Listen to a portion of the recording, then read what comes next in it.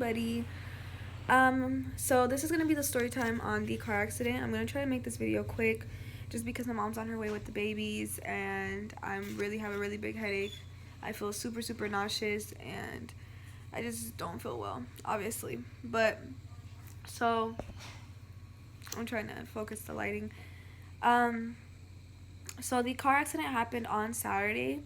So the Saturday that just passed. I believe it was the 4th. So basically what happened is it was like 9:30 o'clock at night or 10 o'clock at night. I think it was 10 o'clock. And I was in a car full of just girls. It was 5 of us girls.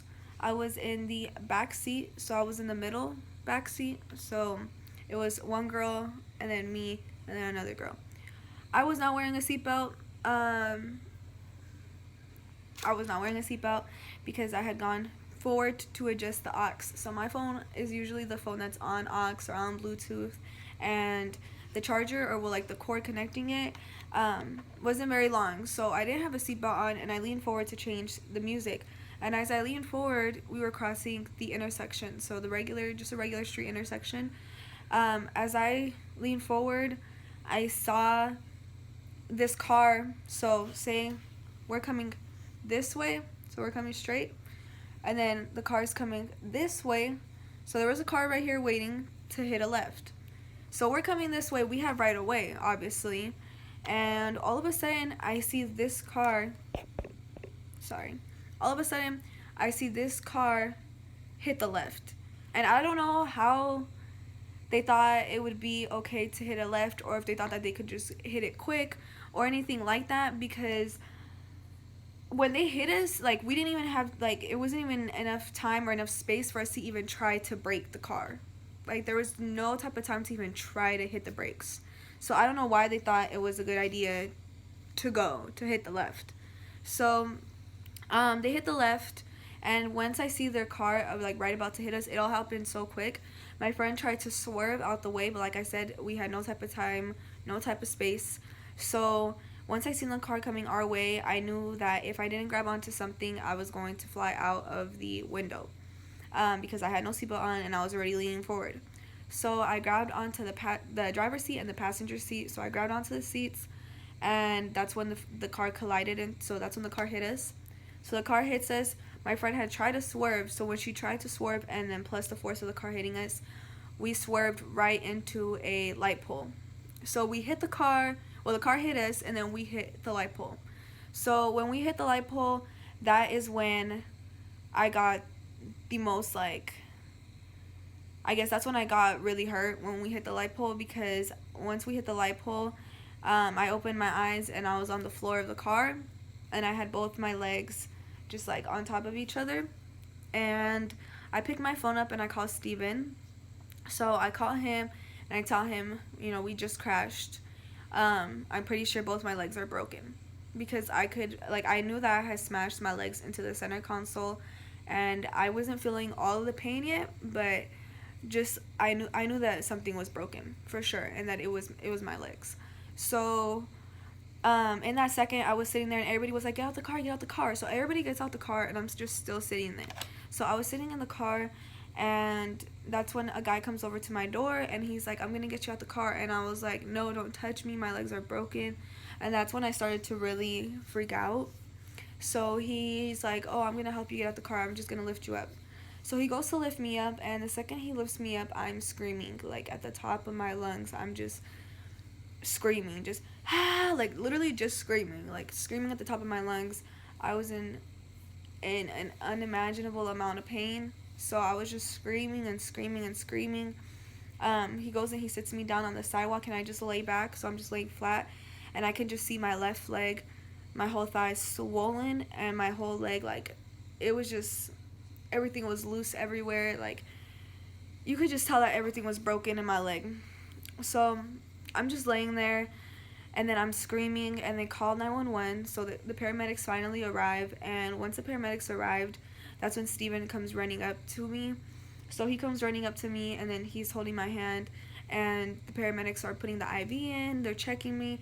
They're telling me that they have to put me onto like a board to kind of just kind of like splint my leg onto it.